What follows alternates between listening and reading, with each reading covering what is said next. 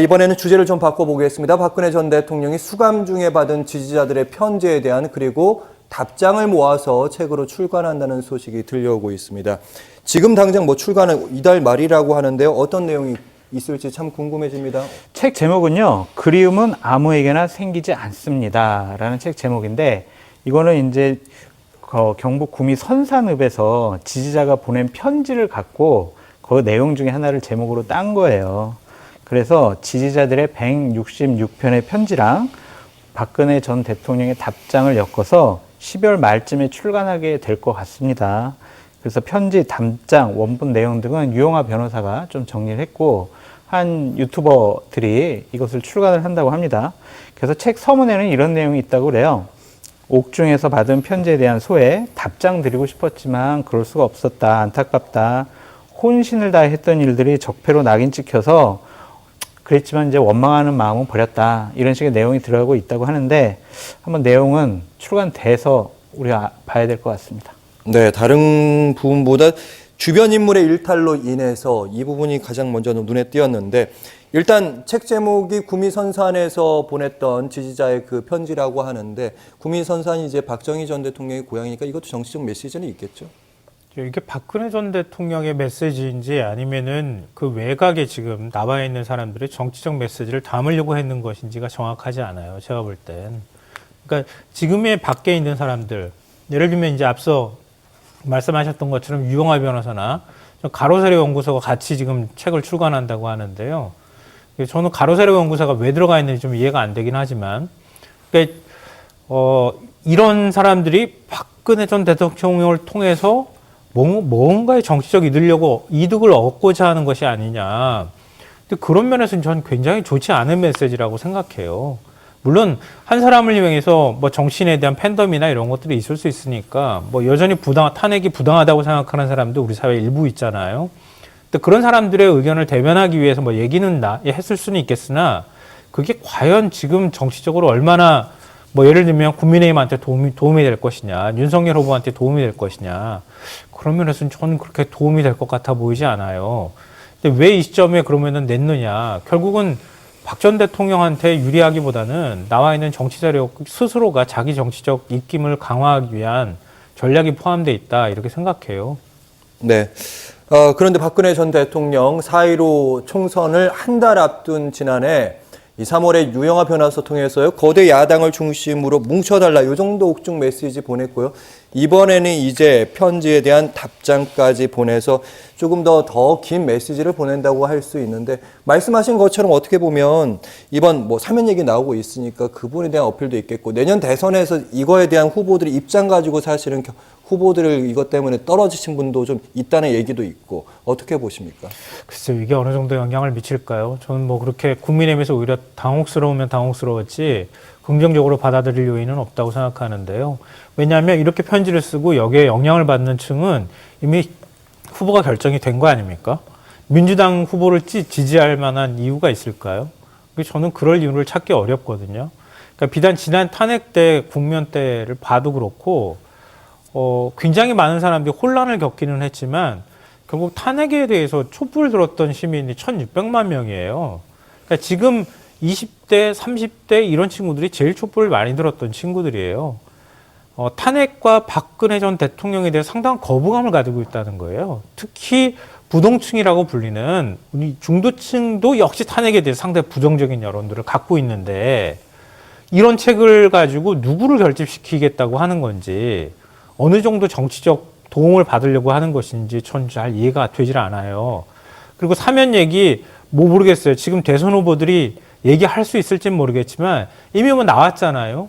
국민의힘 후보들은 경선 과정에서도 그렇고 사면해야 된다고 얘기하잖아요. 안철수 후보의 경우에도 사면한다고 얘기하잖아요. 안철수 후보 지지층은 보수기 때문에 그러는 거예요. 지난 대선 때도 다 보수들이 안철수 후보 찍었어요. 그래서 보수가 쪼개져가지고 안철수 후보한테 표가 간 거거든요. 안철수 후보가 그걸 알았기 때문에 나는 보수요 이렇게 얘기를 했던 거예요. 그러니까 이번 대선에서도 역시 마찬가지인데 국민의힘이나 안철수 후보는 얘기할 수 있으나 이재명 후보가 사면시켜주겠습니다. 얘기할 수 있겠습니까? 거의 제로에 가까운 확률이라고 봐요. 그거는. 그러니까 정치적으로 그냥 이렇게 얘기로 뉴스로 소비되고 말 소식이다. 좀 냉정하게 말씀드리면 그렇다고 생각합니다. 네, 사실 이명박 박근혜 전 대통령의 사면 가능성, 내일 특별 사면 심사가 열리는데 거의 없다는 게 중론인데요. 안철수 대표 말씀하신 것처럼 사면해야 된다고 주장하고 있더라고요, 요즘은. 그렇죠. 뭐 형집행 정지를 해야 된다. 뭐 그리고 문재인 정권에서 책임지고 이 부분을 결자해지하는 게 좋겠다. 이런 식의 발언을 하고 있습니다. 가능성은 높지 않은 것 같아요. 박범계 법무부 장관이 뭐라고 얘기를 했냐면 사면 규모는 상당하다. 하지만 정치인이나 대기업 총수는 아닌 것 같다. 뭐 이런 식의 얘기를 하고 있지 않습니까?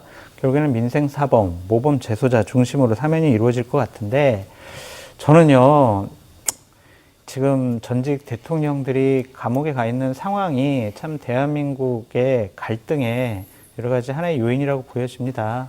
그래서 만약에 이제 박근혜 전 대통령이 본인의 과거의 국정농단에 대해서 좀 사과와 사죄를 하고 본인에게 부여된 벌금과 과징금 이런 것들을 추징금 이런 것들을 납부하겠다라는 계획을 좀 발표를 하면 그러한 전제 조건입니다.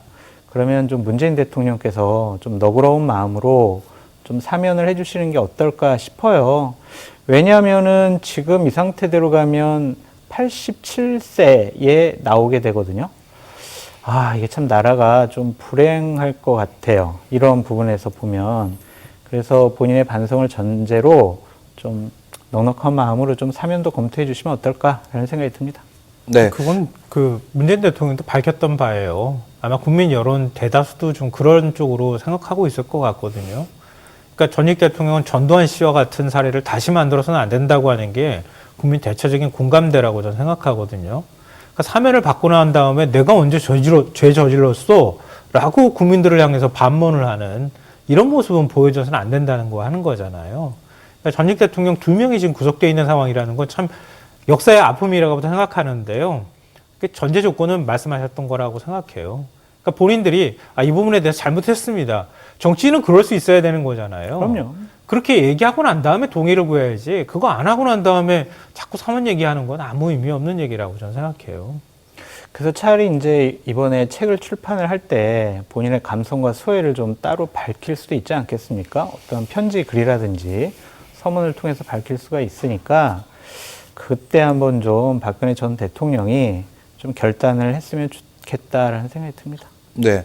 사실은 두 분께서 비싼 답변들을 많이 주셨는데 어쨌든 옥중서신이 발간된다는 소식이 전해지면서 이슈로 떠오르곤 있는데 또 책이 출간되고 내용이 좀 상당 부분 알려지면 다시 한번 아마 이슈로 불거질 것 같은데 이 이슈가 대선을 앞두고 있으니까 이재명 후보에게 아니면 윤석열 후보에게 누구에게 유리하고 불리할까 어떻게 좀 작용할까요? 별로 이 분리를 따질 수가 없을 것 같아요. 왜냐하면 이거는 박근혜 전 대통령을 지지하는 지지자들의 서신, 거기에 대한 답변 이런 거거든요. 좀 현 상황에 대한 좀 어려움, 애틋함 뭐 그런 것들이 많이 들어갈 가능성이 높아요. 그러니까 유영하 변호사가 바보가 아닌 이상 정치적인 어떤 함의가 들어간 내용을 책 안에다가 넣지는 않을 것 같다라는 생각, 철저하게 감성적인 접근을 통해서 국민들의 좀 분노를 낮추고자 하는 그런 의도하에 저는 출간되고 있다라고 보여집니다. 그래서 지난번 뭐 총선 때도 뭐 거대 야당 중심으로 좀 단결해 주세요라고 했지만 그게 효과가 없었잖아요. 그래서 박근혜 전 대통령의 책 출판이 대선에 어떠한 영향을 끼칠 것이다 라고 해석하는 것은 좀 과하지 않느냐라는 생각입니다. 근데 이재명 후보 입장에서는 고민이 될 지점이 있어요. TK 후보잖아요. 고향이 TK잖아요. 안동이기 때문에 TK에서 좀 더 득표를 해야 할 필요가 있어요. 그래서 지난번에 이른바 이제 전두환 공가 발언이 상당히 논란이 됐던 것도 아마 그런 생각이 좀 있었기 때문에 그런 거 아닌가 싶어요. 그러니까 문재인 대통령이 지난 대선 때 한 21%, 20% 초반대 득표를 기록했거든요. 이재명 후보는 한 25% 넘지 않을까? 뭐 이런 기대감이 또 일부 나오고 있는 것 같아요. 근데 박근혜 전 대통령에 대한 TK 지역 경선을 아직도 좀 뭐랄까요? 팔이 안으로 굽는다고 해야 되나요? 좀 정서적 공감대가 좀 있는 측면은 있다고 생각해요. 근데 그런 면에서 이재명 후보의 어떤 TK 마음을 잡으려고 하는 전략에 어느 정도 영향을 미칠 것인가, 이 부분에 대한 뭐 일부 분석은 있을 수 있다고는 생각되지만 나머지는 크게 저는 의미가 없다고 생각하고요. 이재명 후보가 만약에 그거에 대해서 정서적 공감이나 이런 것들을 불러일으키기 위해서 뭔가 언급을 한다고 하는 것은 그게 또 다른 논란을 불러일으킬 가능성이 있고요. TK 안에서도 탄핵에 대해서는 굉장히 냉정한 시각으로 바라보는 분들이 전 적지는 않다고 생각해요. 그러니까 그렇기 때문에 더더욱 아마 언급하기가 쉽지 않을 것이다. 그러니까 어떤 영향을 미친다 하더라도 얘기하기가 어려운 상황이다. 그러니까 결국은 찻잔 속의 태풍밖에 안 되는 건데 언론에서는 적극적으로 키우려고 하겠죠. 그래서 오히려 언론이 어떤 태도를 보이는가가 저는 오히려 더 중요하다고 생각해요. 네, 언론이 어떤 태도를 보이는지 저희도 이 문제를 다루게 될지 일주일 뒤, 한 2주 뒤 지켜보죠. 오늘 김성환 시사평론가 그리고 장성철 교수 함께했습니다. 말씀 잘 들었습니다. 고맙습니다. 네.